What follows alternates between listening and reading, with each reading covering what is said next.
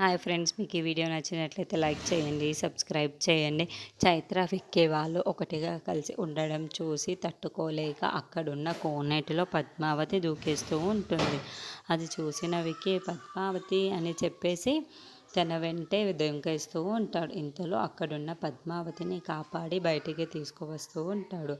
అలా తనని ఎత్తుకొని అయితే బయటికి తీసుకొని వస్తూ ఉంటాడు. ఎందుకు పద్మావతి ఇలా చేసుకున్నావు, జరిగింది నీకని చెప్పేసి చాలా బాధపడుతూ అక్కడున్న పద్మావతి వైపుకు చూస్తూ ఉండిపోతాడు. ఇంతలో అక్కడున్న చైత్ర అయితే వాళ్ళిద్దరిని చూసి ఏంటి ఇది ఇలా జరిగింది అని చెప్పేసి అనుకుంటూ ఉంటుంది. ఇంతలో అక్కడున్న విక్కీ అయితే పద్మావతి నీళ్లు తాగేయటంతో నీళ్లు కక్కిస్తూ ఉంటాడు. ఇంతలో అక్కడున్న విక్కీ అయితే పద్మావతి లేవు, పద్మావతి లేవు, పద్మావతి నన్ను చూడు పద్మావతి అని చెప్పేసి అంటూ ఉంటాడు. ఆ మాటలు వినగానే ఆ పద్మావతి అయితే నీళ్ళన్నీ కక్కేసి ఒక్కసారిగా లేచి కూర్చుంటూ ఉంటుంది. ఇంతలో అక్కడున్న పద్మావతి అయితే అక్కడి నుండి వెళ్ళిపోతూ ఉంటుంది. అది చూడగానే అక్కడున్న వ్యక్తి అయితే ఎక్కడికి వెళ్ళిపోయావు అని చెప్పేసి చేయి పట్టుకొని రాకుతూ ఉంటుండు.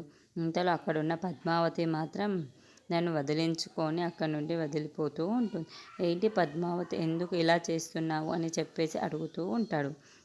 ఆ మాటలు వినగానే అక్కడున్న పద్మావతి అయితే మీరు ఏకాంతం కోసం ఇక్కడికి వచ్చారు, నా వల్ల మీకు డిస్టర్బెన్స్ ఉండకూడదు, అందుకే నేను ఇక్కడ నుండి వెళ్ళిపోతున్నాను అని చెప్పేసి అంటూ ఉంటుంది.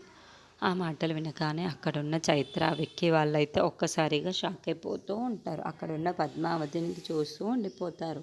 ఇంతలో అక్కడున్న పద్మావతి అయితే మీ ఇద్దరు ఏకాంతతను డిస్టర్బ్ చేసినందుకు నన్ను క్షమించండి అని చెప్పేసి వాళ్ళిద్దరి వైపుకు చూస్తూ అంటూ ఉంటుంది. ఆ మాట కానీ అక్కడున్న ఏంటి పద్మావతి ఏం మాట్లాడుతున్నావో నీకు అర్థమవుతుందా అని చెప్పేసి అంటూ ఉంటాడు. ఆ మాటలు పట్టించుకోకుండా అక్కడున్న పద్మావతి వెళ్ళిపోతూ ఉంటుంది.